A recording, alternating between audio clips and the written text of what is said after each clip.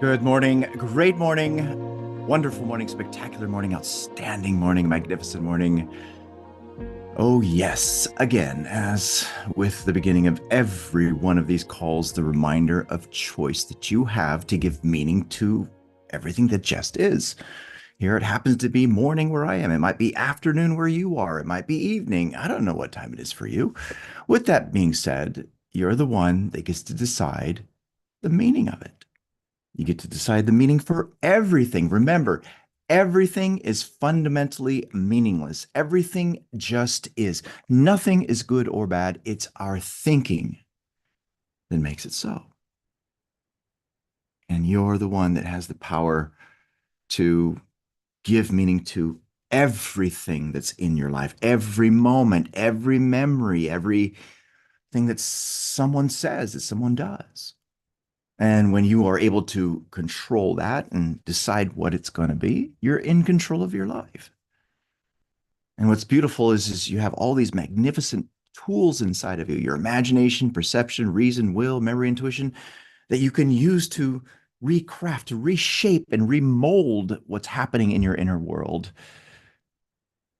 to deliver change in your outer world. Your outer world is a reflection of what's happening in your inner world. Your inner world's a world of thought. See, that's what Wallace Wattles talks about in this book that we've been studying. Science of Getting Rich. There is a thinking substance that permeates, penetrates, and fills the inner spaces of the universe. You can impress thought upon that substance and cause the thing you think about to be created. See, but this is where discipline comes into play. This is where crafting the right images comes into play. And that's what we're here to help you with to implement in your life. Now, before we proceed into this call, the reminder that we have for you is what's happening on January 31st. Remember to register and also invite someone else to come along. Lead them to Elevitality to fill out that information, share with them how it's helped you in your life so far. In that event, we're going to share with you implementation ways to integrate everything that we're talking about. Because remember, this knowledge that we're sharing with you, the knowledge that's here in this book, the knowledge for anything that anyone shares with you is simply passive, static energy. It has no power in and of itself. The way that it has power is through implementation, it's through integration, it's through practice. See, that's where the power is. See, when you give life to the information that you receive, in other words, you move it around in your mind and then move it into motion with your behavior, that's when the results change. And that's the missing component for the overwhelming majority of people because they've been molded into an information gatherer. Maybe that's been you. How many of you have been finding that to be true about you? You have these books, you have these programs, you've got taken these courses, gone to these seminars, and yeah, you have so much knowledge, but then the results, they don't match. Why? Well, you can trace it back to that one thing, and that is it hasn't been applied. You know, Wallace Wattles talks about this in the beginning of the book, and we went over this, how he says, there's no way that this fails for anyone who uses it. And the reason why is because everyone who has used it has succeeded, and those who haven't, they failed.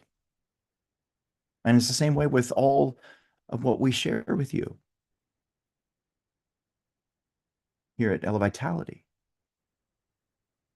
We have things structured in a way where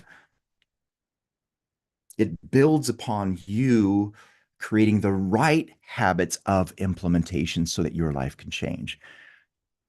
And that's what we're inviting you to step into throughout everything that we are going through. All right. So, with that being said, make sure you do have a copy of this. If you don't have a copy of The Science of Getting Rich, get it. Get this specific copy because this is a copy that was published that we made sure had the original text in it so that you can read along with us word for word, page for page if you have it. And then mark it up, Memorize it, but again, most importantly, apply it in your life. As you're going through this, start thinking from, how can I use this in my life? How can I start thinking this way? Not tomorrow, not next week, right now. That's what's going to help you to deliver the change. Application, baby. That's what it is. Okay. Now, let's move into this, shall we? You ready? Yep, you're ready. I'm ready. Let's go for it. So, boom, here we go. Now, where we are in this, we're going to recap this one section here, but it's page 49, okay? So we're on page 49.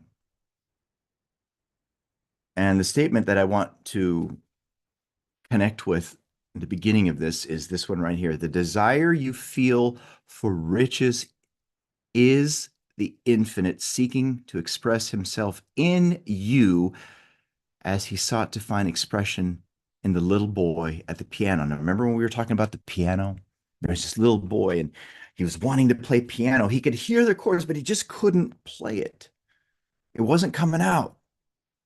And what he was pointing out was that was something that God, the universe, was moving to and through that kid. Now, the only way that the kid playing the piano the way that he wanted to play the piano would happen is if he connected to it and was loyal to the idea. With that being said, it was something that was calling out. And it was literally God seeking to find expression through that little boy. Now, I know it says in that little boy, but through it. Now, think about the things that you desire right now, the changes that you seek, the goal that's calling out to you. I don't know what that is. Maybe it's to earn a heck of a lot more money than you're earning right now. Maybe it's to change your lifestyle. Maybe it's to change where you live. Maybe it's to shift everything in your life to be surrounded by amazing, beautiful things. Maybe it's to have incredible relationships, to improve everything. Well, all of that that's calling out to you is God's seeking to find expression in you. And what's beautiful is the way to get there is already there. Your job is to stay locked into it and to think that way, to think in the certain way, of which we're going to go over more in these chapters. So from here, so you need not hesitate to ask largely.